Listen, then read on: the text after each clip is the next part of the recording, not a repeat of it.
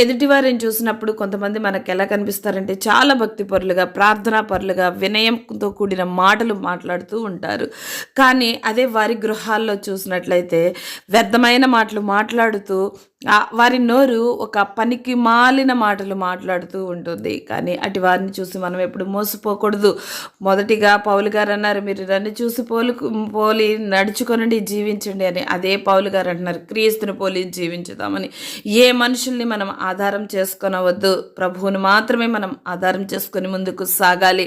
ఎందుకంటే ఒకరోజు ఉన్న మనిషి ఇంకొక రోజు ఇంకొకలాగా మారిపోతూ ఉంటారు. అలాంటి దినాల్లో మనం ఉంటున్నాం కాబట్టి ఎన్నటికీ మారనివాడు, ఎప్పటికీ మారనివాడు, నీ కొరకు ప్రాణం పెట్టినవాడు ఆయనలాగా మనము ఆయనను పోలి మనము జీవించాలని ప్రభు కోరుకుంటూ ఉన్నారు. నీవు ఆయనలాగా జీవిస్తే నువ్వు ఆయన రెక్కల నీడలో, ఆయన ఒడిలో దాగి ఉంటావు. నీకు భద్రము, క్షేమము ఉంటుంది.